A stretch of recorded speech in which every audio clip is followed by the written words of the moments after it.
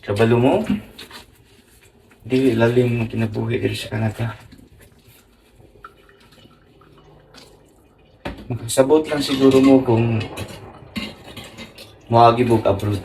Mabati ninyo tanan ang kalisod, mabati ninyo tanan kamingaw, mabati ninyo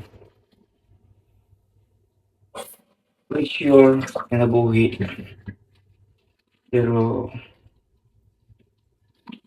wa kita laing damtanan kundi ang Ginoo. Hindi kita mosalig sa Ginoo. Pawang kami tanan. Diha ta mo surrender, diha ta mawala ag paglaom, wala na tay pag-asa sa kinabuhi. Mawang kapag naapog ka diha sa kalisod, diha nimo makita ang Ginoo. Mo na ako experience kay sa panahon nga na ako makalimot mo ko Ginoo.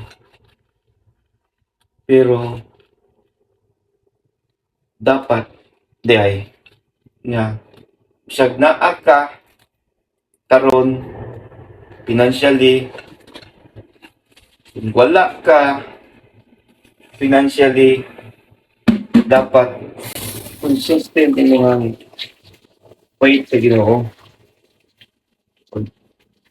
Consistent imong trust sa Ginoo. Kay sa panahon nga maglisod ka, wag gyapon. Kanang naag gyapoy imong Ginoo ba. Eh ang uban man gud sa panahon nga sila kalimot sila Ginoo. Sa panahon nga wala sila, ila pa noong basulon ang Ginoo. Di ba? Nya mawala ang paglaom, nya diha na makahimo nga magpakamatay, diha na ang uban ma-depress, di ba? So wala nila nahunahunaan nga nakalimot sila sa Ginoo.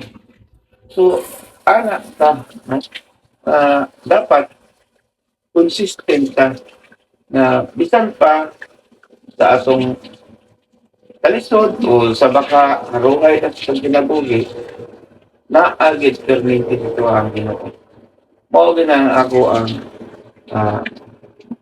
nasabtan na ani nga sitwasyon labi na diri sa Canada. Dili lalim, tinuod dili gid ay lalim. Nagtuo mo kanang kinabuhi diri sa Canada, haruhay, pero dili di ay kailangan jud ka maningkamot, kailangan ka bisan diha sa Pilipinas nakauli mo gini bag-o lang. Pero dapat giday nga kuan nga maningkamot, no? Di lang ingon nga magsalig ta permente sa gobyerno unsa ba.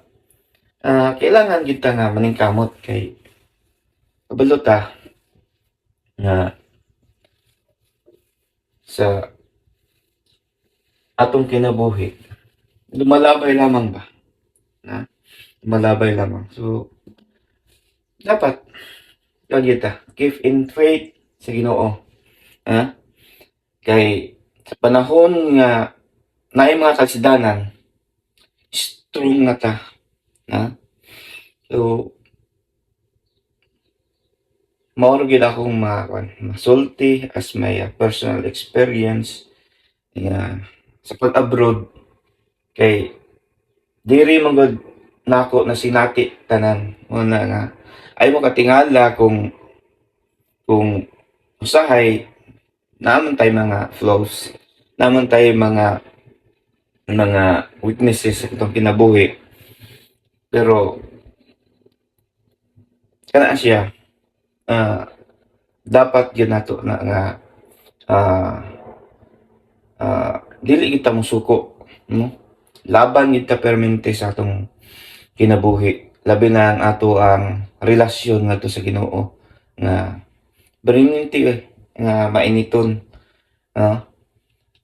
Sa dili lang sa naatay atua nga financially nga kuan ta, well off ta or nata sa kalisdanan, naa gyud ta permanente sa Ginoo ug padayon lang ta sa atong faith sa iya ug dalaygon ang Dios sa kanunay.